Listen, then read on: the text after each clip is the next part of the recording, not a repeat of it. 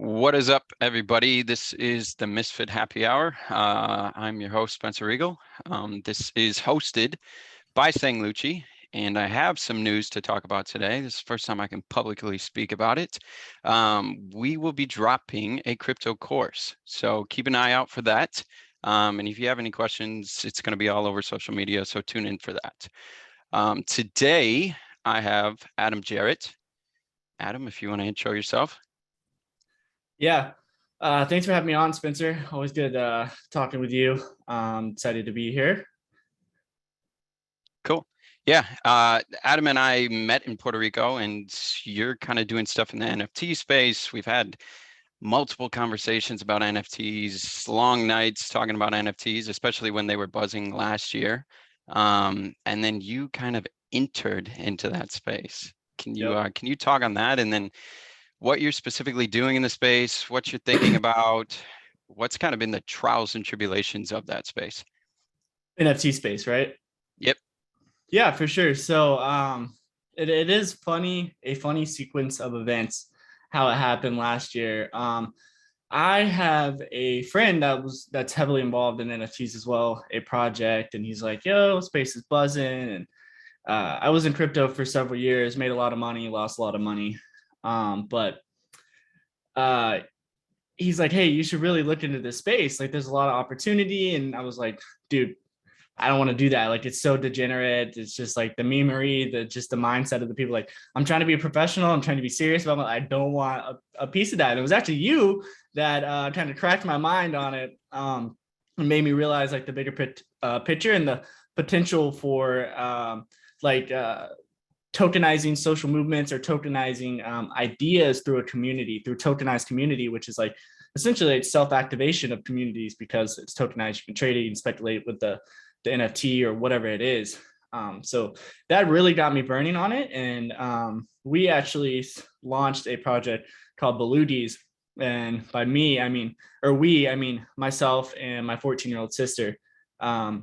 Really funny how it started actually was a lot of late nights. It was like after that conversation with you, I was like asking around. I was like, hey, does anybody want to like try to kick up a project, like try to get it going, try to capitalize on the space, and couldn't really find anyone. So I hit up my sister because she's always had like an artistic ability since a younger age. And she like whipped up this beluga whale character. And it's funny because everybody just goes with like the cartoon profile pictures, like that's just it, so don't break the trend. That's what we went with. And we had seen beluga whales when we were younger at, I think it was George Aquarium, and she was like 6 or something. Just fascinating creature.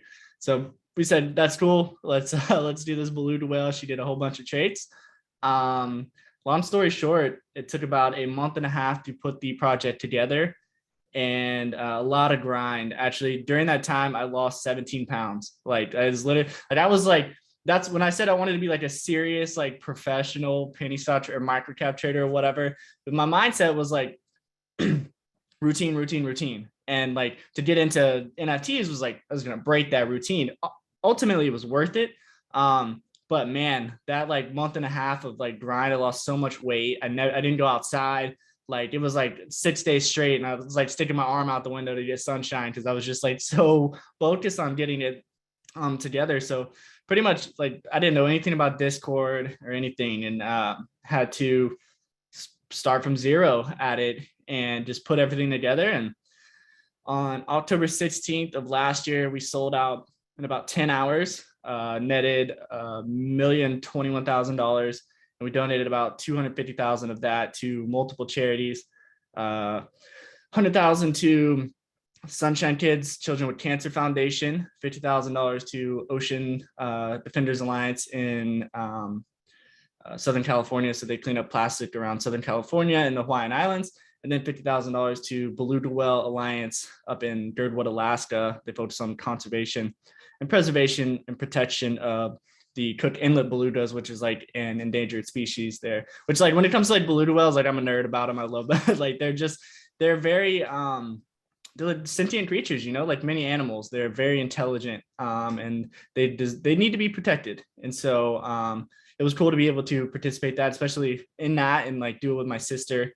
So it was a really cool experience. And then we donated another 50K to multiple charities, the one with like children with blood cancer and an orphanage and some other ones, which we have on our website, all the donation proofs and everything like that. So it was a really cool experience being able to dive into it and kind of captured the momentum at the time, and obviously made money for ourselves and help other people, ecosystems and children as well, and make the impact that it's like the opening of my sister's mind and trying to teach her about this kind of stuff. It was a really cool experience for sure.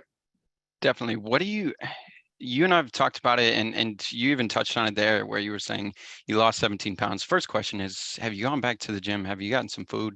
Like, oh yeah, dude. Yeah, I'm actually so I've always been like a skinnier kind of person. I actually, without going too much into my background, like I grew up like really poor in rural North Carolina, like on food stamps, WIC, like EBT, like all government assistance, like pretty pretty out there background. And so I always grew up a pretty skinny kid, didn't really have any motivation or discipline instilled in me. So it was like I had to work to do that as an adult, which is why I didn't want to give it up. Like I was holding on to it for so long. Ultimately, like I said, worth it. But yeah, now I'm back in the routine and back up to pretty much my max weight that I think I hit like 175, which is not like a lot, but for me and everything, like it's where I'm at and where I should be. And like, I'm going to be able to push it so much further, and got the routine and healthy, and like, yeah, it feels good for sure. how does that balance impact? Because essentially what you're doing is building a brand, right? You're building a charity and working to consistently grow that over a period of time, implement different kind of strategies and different things, right? And partner with different partners. How do you find that the work-life balance from essentially starting this from nothing, getting integrated into a space where a lot of people's first introductions in this space was in the last 2 years? How do you see that balance projecting your brand to the next tenfold? So I think that to really master something, balance is like a weird word to use, because you can't really be balanced and master something. Like you have to really get obsessed and really push. Like if you want to really get obsessed with something and really push it, like it's just like the law. It has to take from other parts of your life. Now, obviously, risk reward of that, you have to determine whether that benefit is worth it. But for me, getting back to balance is like just being locked in and making sure that nowadays no area is like pulling from progress in other areas of my life. So really just trying to push it. That way I can solidify myself as an individual, my mindset, which obviously manifests and comes to fruition in many other areas of my life. Just being able to have that type of balance, if you will. Because I don't really, I have downtime in a sense, but like my mind, I'm just always working. Like I'm always buzzing at it, because there's just so much opportunity in NFTs and microcaps, and I mean, in crypto, and it's so many markets in the world for people that do want to put the time in. So really just dialing in that routine and that schedule for myself it's something I'm working on every day still. Like I'm not like a master at anything yet, getting there. My goals, at least, Definitely. I mean, you said there's opportunity in NFTs. A lot of people talk about NFTs, and the general consensus on NFTs, it's just a digital picture, right? There's no intrinsic value. There's no utility case. A lot of people just say it's all fugazi, right? A lot of our conversations have been on this topic. Yep. What's kind of your outlook on it? What are you thinking in terms of like utility? How are you trying to integrate real world value into a digital asset, into a token, into kind of this brand? And how are you thinking about that space in particular? So I think that NFTs have a lot of potential, and there's a lot of different use cases for them. I'm not sure if all use cases for them are going to be speculative use cases or behave as financial instruments, and I don't know if they should. Quote financial instruments, it's not totally determined yet what they are. Experimental technology for right now, and I think that it has a lot of potential, but I do think there is a lot of vapor, and I think the same thing about crypto. But it's also, if you look at OTCs, like OTC stocks, it's pump and dumps and vapor. Like a lot of it is like, it's not real Yeah. companies. It's smoke and mirrors, like, and dude, like that is rampant in the crypto and the NFT space, especially. Like a lot of fairy tale kind of stuff, made up degeneracy, memery in the space for sure. I definitely have years ago when I made a lot of money in crypto, and like I said, I come from like poverty background. I turned about 6K into just over $750,000 in the 2017 2018 crypto run. Over the next few years, I pretty much lost everything, got liquidated, made bad decisions, bad investments, just life happened consecutively. It pretty much ended up back to zero. Right.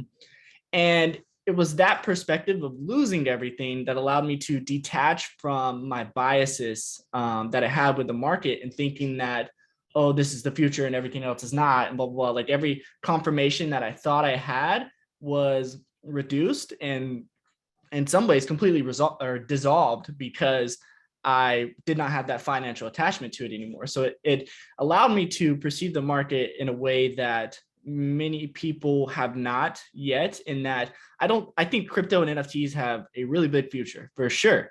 But I think that 99% of it is vapor. And I think that a lot of it is degeneracy, and there's a lot of scamming and thievery going around that's like almost like closeted supported in the space. Is kind of weird that I think kind of needs to be flushed out of the market, but it's part of the market. But I think it has a lot of potential, especially for the thing that really gets me going about what we're doing with Belugies and the organizations that we're working with now is like the social movement, the idea behind it of like communal activation and like the social speculation of these tokens can derive secondary royalties that we can flow to nonprofits, whether that's building homes for people in Bali or a school for kids in Indonesia, which is what we're actually working on right now, the Karmagawa Foundation. And so these kind of things really get my mind going. But man, there is a lot of like just BS, like just flat out like BS in the market. Like I don't think I'm very critical of the space. Some people say I'm negative, but I'm very critical of the space for sure. Definitely. I mean, it reminds me a lot of like ICOs back in 2017, 2018, and that whole kind of phase where everybody was just trying to look for quick money, and then it stopped, right? It just got oversaturated. The money just dried up and it just wasn't there. So I think I'm in that period of time. Definitely. I think the interesting part is that compared to the ICO craze, the barrier of entry is way lower. Like you can go on Fiverr and you can find someone to draw you art, to spin you up a candy machine, which is like a Solana contract, or the Ethereum one, whatever blockchain. You can go on Fiverr and you can pay someone to do this, and you can push out a project or a Discord room, and like you can push it out yourself. Right. And people do this over and over and over again.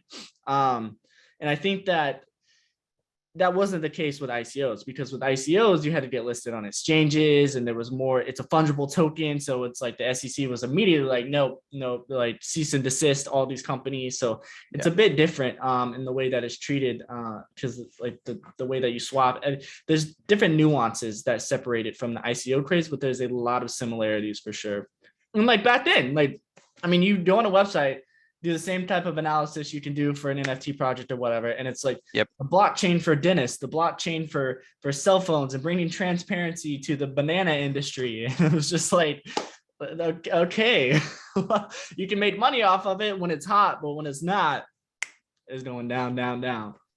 I mean, exactly. It was like, I remember just being in the movie theater and it was just like, this is when like all the pot stocks were going crazy and everybody started listing like pot ICOs. Yep. I just bought all of them.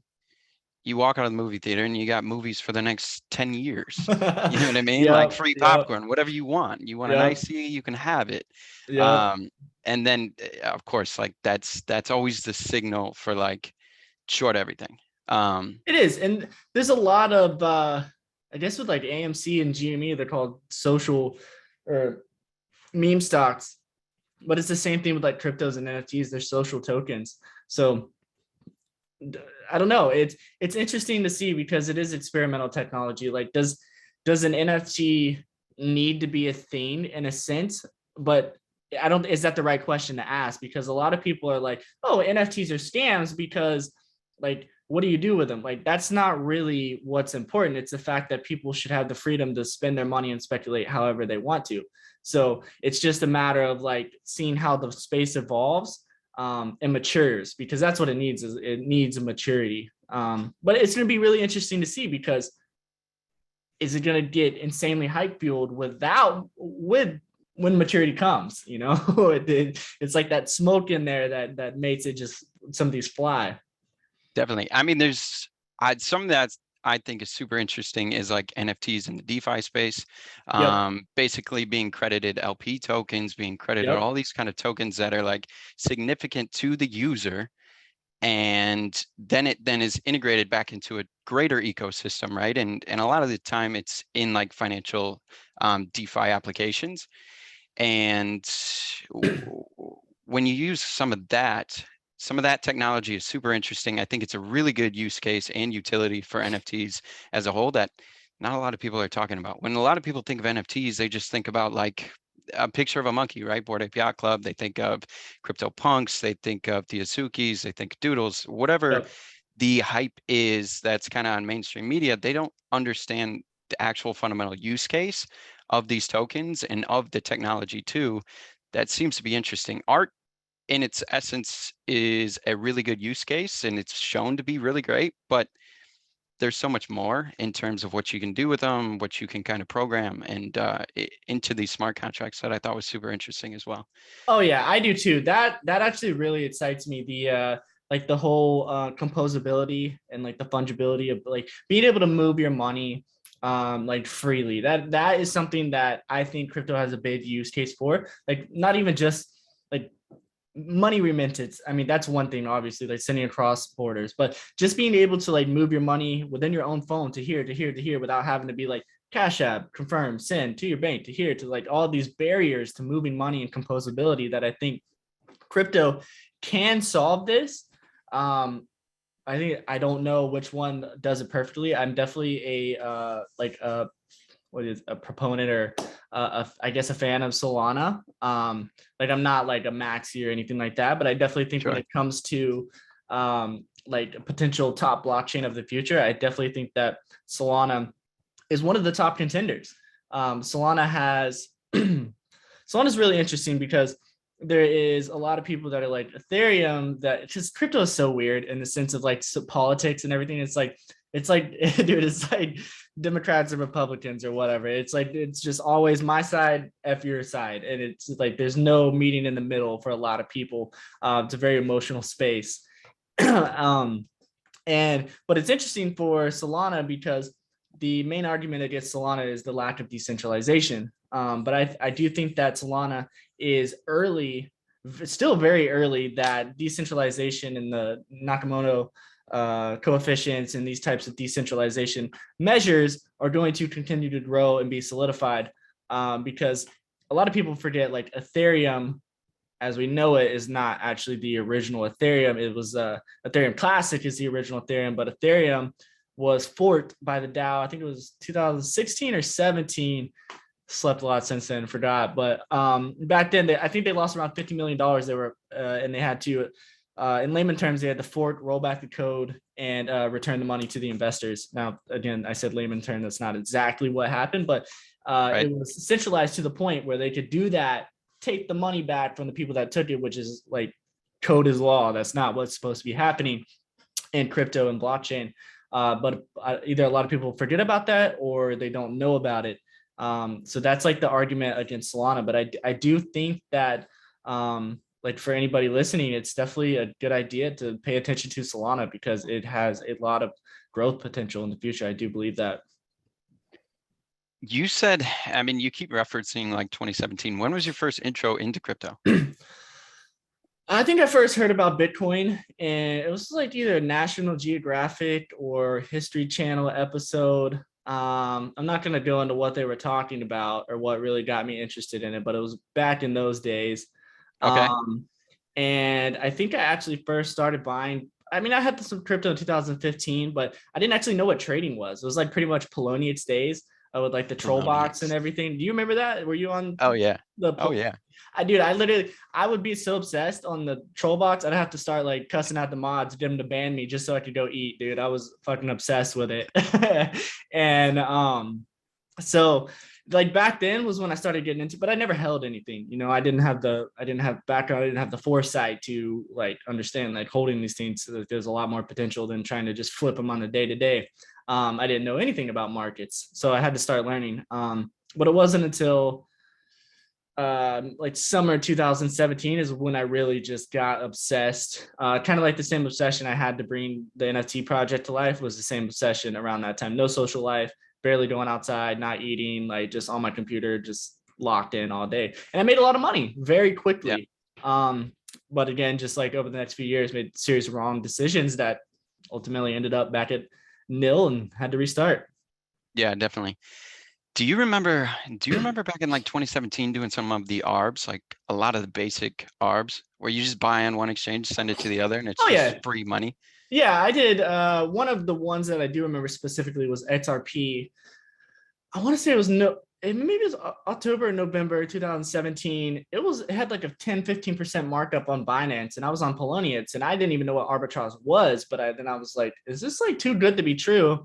And then I just transferred over, and it was like immediate 9K profit, and I just sold it. And I was like, wow, I just clicked a couple buttons.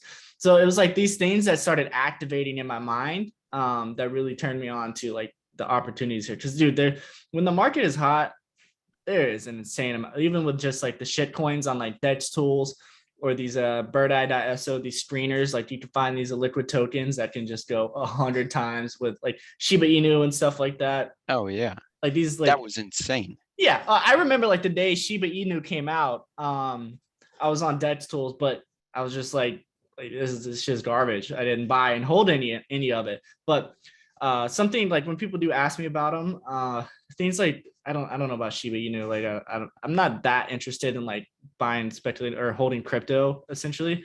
But like when people do ask me about things, I'm like, hey, maybe do your research and maybe want to buy $100 of this or 50 or $200 and just hold it. Like set and forget. Like a lot of these asymmetrical risk bet plays, like you have patience with them, they can work out depending on where you buy. Like if you bought in November last year, you're pretty screwed. But that's why you had to be like, that's why like literally everything that I made last year in Solana, I sold it Solana at $240, literally everything. And I sat out of the market. I think I made one play in February, flipped it, and then I cashed out everything to crypto. Because I learned my lesson in 2018. Like I was not going to do that again.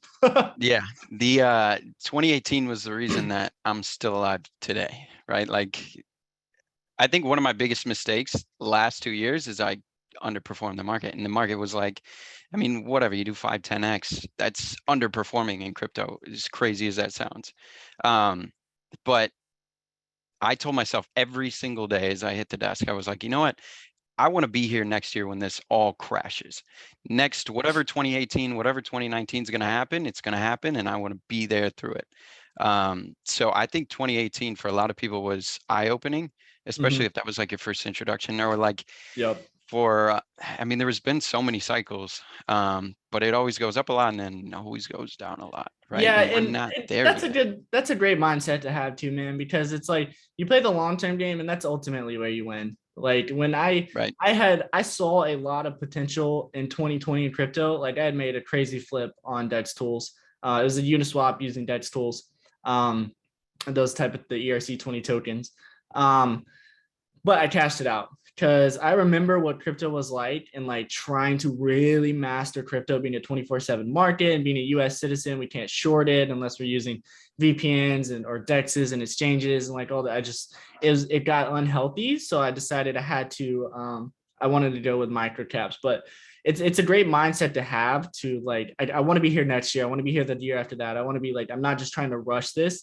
Lucci was actually, I listened to a bunch of his interviews, and I have so much respect and admiration for him because it was like some of the things that he said in his video, like live to trade another day. That was one of his videos. And dude, I literally, because I was like messing up in microcaps, I was trying to rush it and everything. And I literally had this written in Sharpie on my desk beside my keyboard, live to trade another day, like his words. Cause I was like, when I would fuck up, I would be like, sorry if I'm not allowed to say that on the podcast, but I'd make mistakes and I'd like literally see it and I'd be like, okay, tomorrow's another day. At least I didn't blow up today. At least I didn't blow up today. At least I didn't blow up, and maintain and play the long game. And cause it's just like, I don't know if you heard of that book, The Compound Effect or not, Yep. but it's a thin book, but it's a great starter book for like really activating a person's mind on the route that they need to be on, how micro changes throughout time can really compound and then just go parabolic. And that's really how it works out. Like I tell people to read that book all the time because like literally just I have to make it till tomorrow. I'm going to be here tomorrow. And then finally it's like, whoa, now I'm way up. Now I got to maintain this and then just grow and grow and grow, just compound it and keep that mindset, because I remember like being younger and wanting to rush, and it works the opposite. You try to force things out of the market's like, who are you? Yeah, I think about it like metaphorically speaking. I think about stepping into the market like stepping into the ring with Mike Tyson. Yep. And your job is not to get hit. And like inevitably you're gonna get hit. Great analogy. And then like if you get hit twice, you're probably dead. So Yeah. make sure if you get hit, you only get hit once, and then you learn to bob and weave. Yeah, you bob and weave, and then finally you can get a hit. That's a great analogy, dude, because it's like that's literally it. Like so many people chase in, and then I mean, what is the statistic? 95% of people lose their money in the first 3 months, and that's it, dude. That's an odds against you. Definitely. You said you're trading micros, right? You're trading microcaps. I'm terrified of microcaps. The reason I'm terrified of microcaps is because you can halt them, right? Like I will trade altcoins. I will trade some of these like even low float, small microcap cryptos, but I'm not touching a microcap. I can't do it. Mm-hmm. How are you navigating that field? What do you see in terms of similarities? A lot of what I'm seeing is the money flows in those markets very, very in like a similar pattern, right? So last year I was watching like GME and AMC. Whenever there was a bid in GME and AMC, there was usually a sell side offer in crypto. And then inversely, like if you overlay these graphs, the money would just rotate. And that was like one of my biggest indicators that money was going to start flowing, and I'd start buying some of the more speculative names in crypto. Yep. What do you see in terms of similarities? How are you navigating? And then, like I guess if a stock halts, what are you doing? What are you doing? Well, it depends on really. I trade with smaller size. I realized like I actually trade scared. For the most part, because I'm having to learn to swing with bigger size. Not swing, but like go into positions with bigger size and do them properly. I've been pretty flat the past month, 2 months, because we went to Greece, and then we went to Puerto Rico, and then hurricane, we went to Tampa, now we had to leave Tampa, and now we're in South Carolina, and it's just like I've been all over the place, so not really locked in. So main way I'm navigating right now is just mostly like staying out of my own way to get really locked in. But this market is I mostly try to focus on shorting because I realized like most of my longs just didn't work out, or the expectation that I had based upon the prior events that transpired in the market, that it just wasn't working anymore. So I've gone more short focused, finding checkpoints in stocks that make it to be a good trade or not.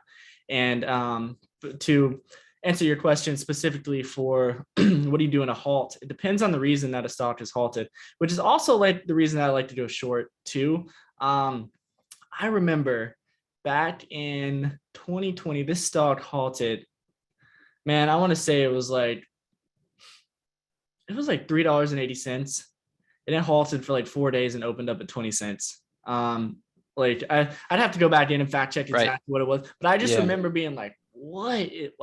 They can do this, and like they can do this. I didn't even know they could do this, and it was very surprising to me.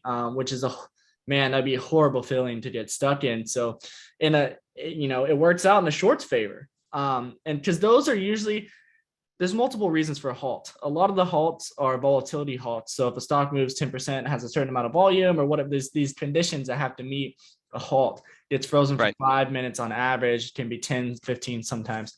And then there's news halts, and news halts are the scary ones for people that are long, because if it's bad news, or it's kind of like some stocks way up and they halt it, the SEC halts it because the company's going to put out news. And then the company is like, the news is, we don't know why our stock is up. And then it just tanks down. So that's scary to be along there. But a lot of the times I play halts with I have a halt monitor on my computer.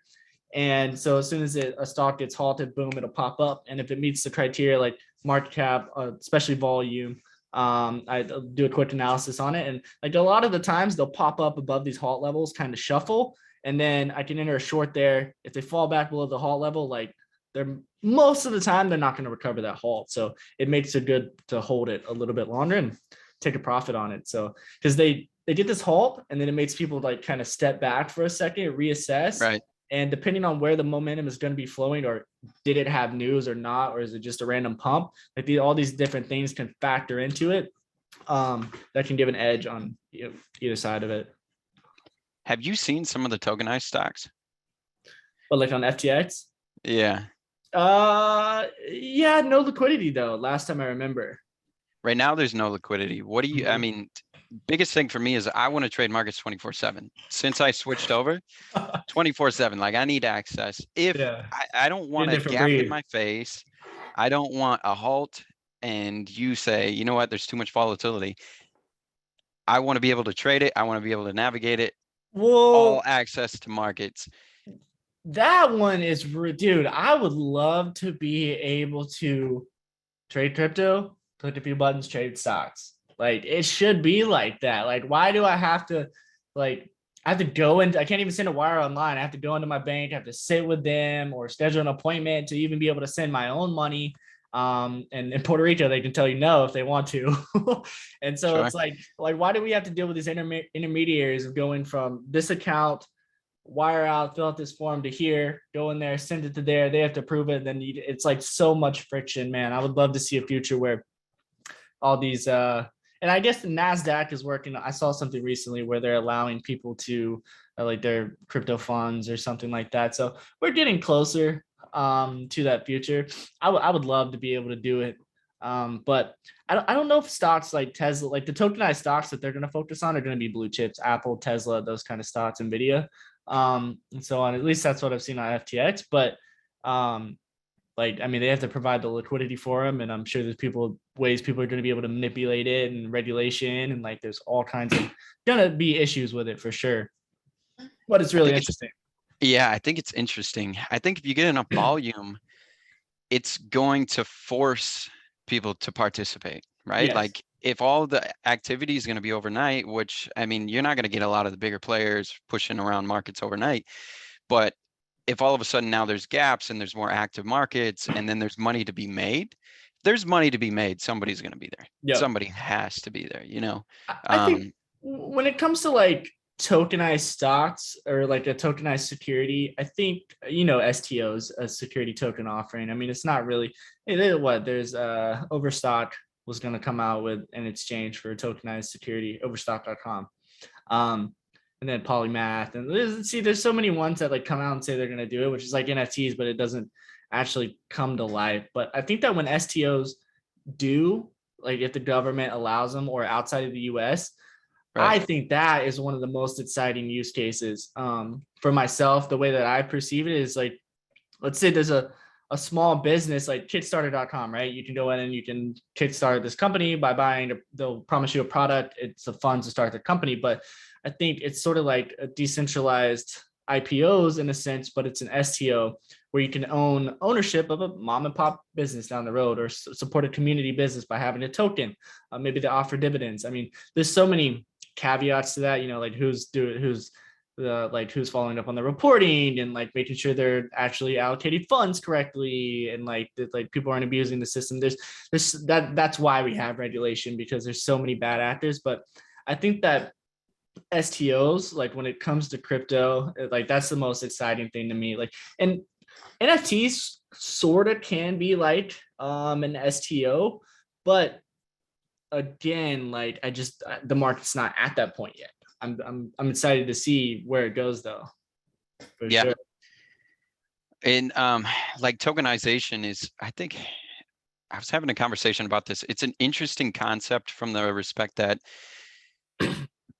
back when everything was basically securitized, it was like a big thing, right? And now we're in this kind of battle of what's the difference between a token and a security, and nobody really knows. And then if you overregulate, then it inhibits like innovation. And Yep. then if you Yep. don't regulate, then there's bad actors. And then where do you see the NFT space at all getting to a point where, like, okay, if you want to go buy a house, for instance, you can have a token that's a representation of this through a smart contract. I see like potentially NFTs and some of those single non-fungible tokens could represent that deed.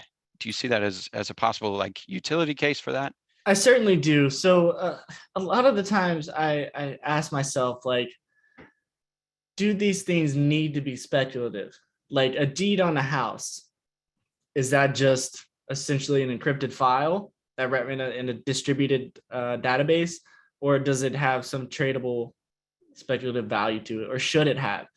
Because when it comes to that, like if this stuff doesn't have a speculative value, you can't trade it. Are people going to be that interested in it, or is it going to be just like in like different protocols running on the background of your computer or an operating system? Like we don't really care about Linux, we don't care about Windows or Mac that much. I mean, we know the brands, but like we don't really care about like getting in there and figuring out, like we can't speculate. I mean, other than the stock, like you couldn't trade bits of Microsoft early on like we can with blockchain pieces of code.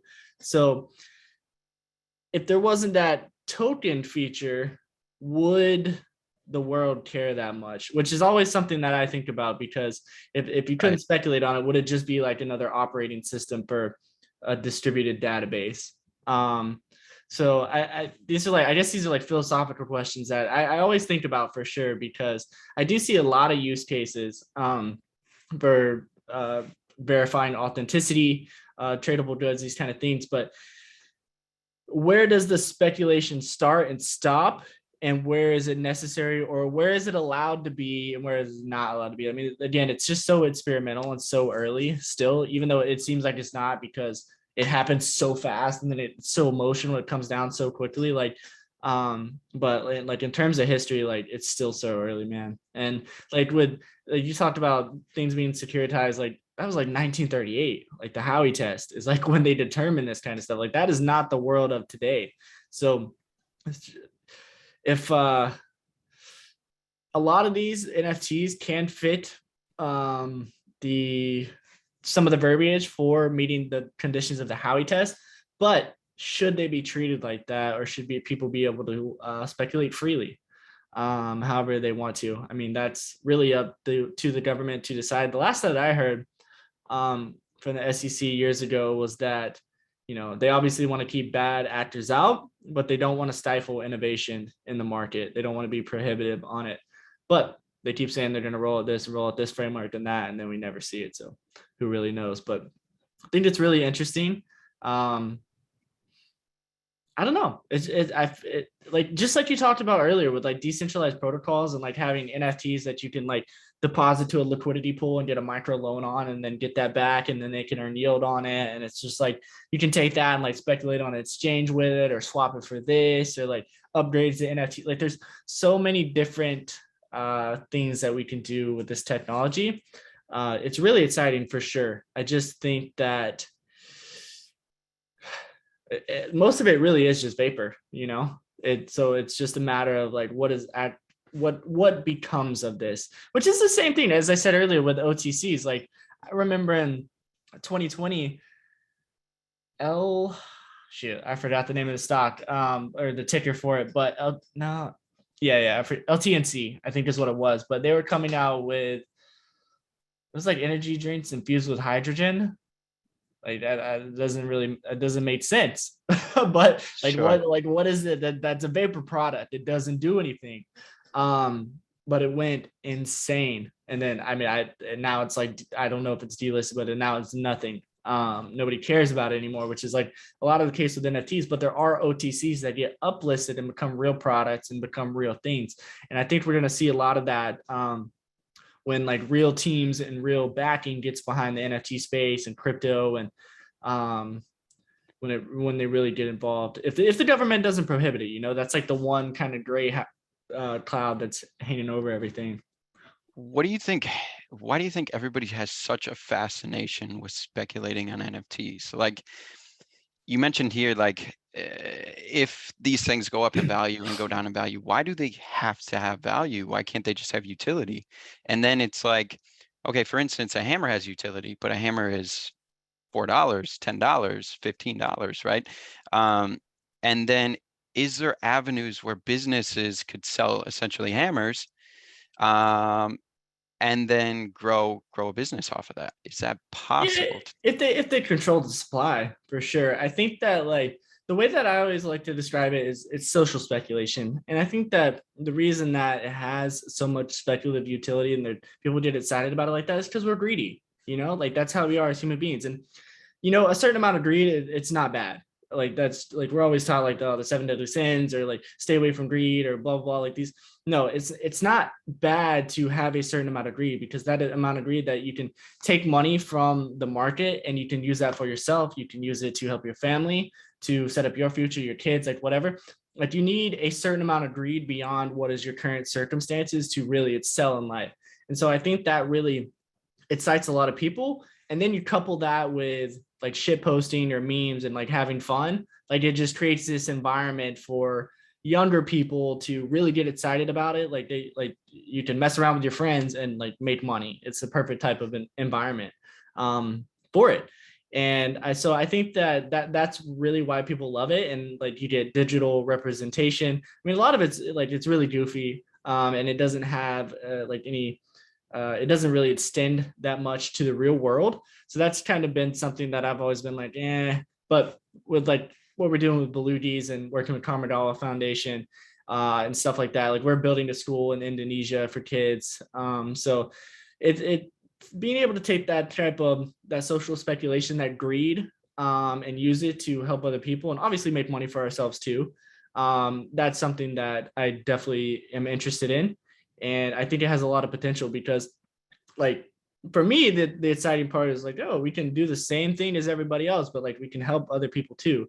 And I think I just have like a bigger heart in a sense for kids, especially like kids or animals.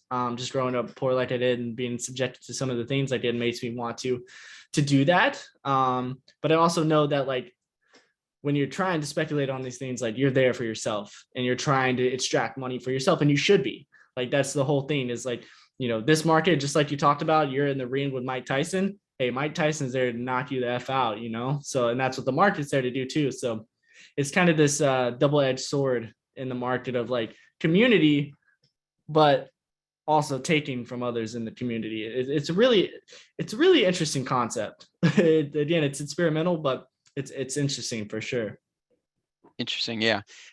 In terms of like saturation, let's say 5 years down the line, where do you see the space going?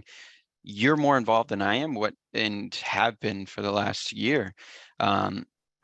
What's your insights? What kind of things can you share that you think is some of the biggest things that you're excited about in the NFT kind of industry?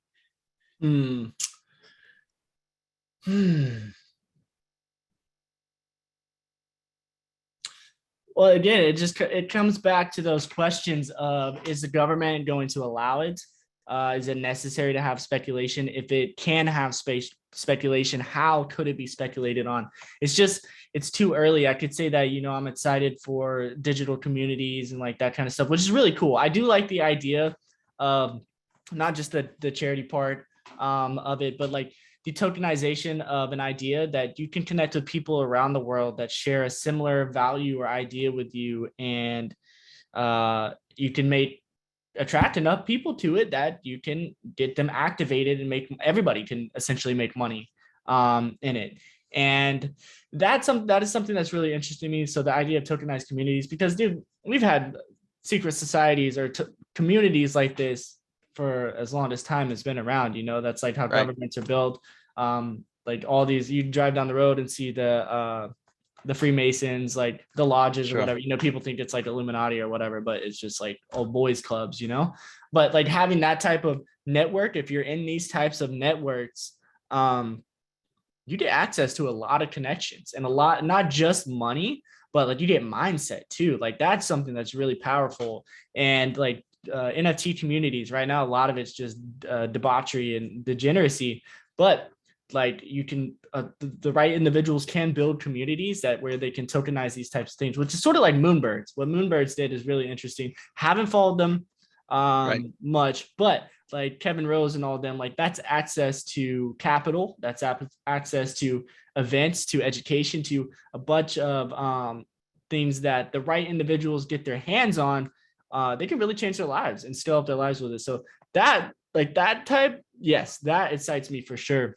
But I'm not really a fan of like, there's a lot of misogynism in the space. There's a lot of like frat boy kind of mindset. There's a lot of people saying things anonymously that they would never say or behave like that in real life. So those, I'm excited for those to go away if they do. I don't know if they will though. That's crypto and that's dudes being dudes, I guess. What about the anonymous kind of influence in crypto right now? Do you see this has been since the inception of crypto and crypto, I think in general, there has been an appeal to wanting to stay anonymous, wanting to kind of create this internet image, which we could go into another whole hour conversation about how the behavior of that could apply to the metaverse, apply to multiple different things. But the where do you see that in the future? I've seen at least over the last 6 months that doxing yourself seems to be more and more acceptable. Doxing just being like, instead of being an anonymous internet figure, you're actually a real person, right? So if you go to my Twitter account, it's Spencer Riegle, right? Versus like, I don't know, whatever I want to be on the internet. I'm fully doxxed. Like I don't like people can say like whatever they want to me, like about me. They won't like I'm right here. This is my face, this is my name. You guys know where I live. Like I don't have anything to hide. But I know it is fun being anonymous at the same time. And people have their different reasons for anonymous. I'm a free individual freedom kind of person. Like people should be able to choose. But I think a lot of the anonymity does allow bad actors to become really popular in a sense. And like that kind of behavior to really manifest, which is kind of weird. It's not the most positive thing. I mean, it kind of is what it is. Maybe someone like the cool part about like a digital identity is that, maybe someone doesn't like the way that they look or the way that they sound, or like maybe there's something that, in this reality, they want to create a different one for themselves and they can participate in a community or buy a project or create their own type of digital identity that they can create. And if that makes them feel better about themselves and allows them to be a better person, I think that's awesome. And I think that's a positive thing. Sure. I think there's a bunch of different sides to the token. It's not really like a black and white. I just think that like, unfortunately, there are people that are just thieves out there. But that's, since that's just a behavior around. Yeah. And that kind of will just transcend to it's transcended multiple generations all the way back in time. So, all right. Well, I guess, it's been 50 minutes, I would believe. So let's wrap it up. And if you want to kind of share some things about Belugies, where people can find you. Yeah, absolutely. So for those who don't know, Belugies NFT, that's our project launched by myself, my younger sister. We're actually working on a bunch right now. It's kind of slower development, but you can check us out, belugies.com, BELUGIES. The NFTs are super cheap. And I'm a trader. It's what I do full time, other than working on these projects, working with Karmagawa Foundation. So really, you can check them out on Instagram. Very big. They donate a lot of money. So we're super excited to be working on them, working with them, building 2 schools in Indonesia, making other donations. And it's made possible by people participating in the community, which is really cool. Just that secondary royalty, being able to support other, especially children and animals in ecosystems. So that's really cool. Yeah, I mean, I'm just trying to, maximize this life and maximize the potential we have, because we only got one of them, bro. So it's like that's the mindset. That's it. And just like really just doing it, man. We got one life. Definitely. Yeah. I mean, you heard it first. So thanks for hopping on. It's always good talking, man. Yeah, dude, always is, Spencer. I'll see you in Puerto Rico, bro. Thanks for having me.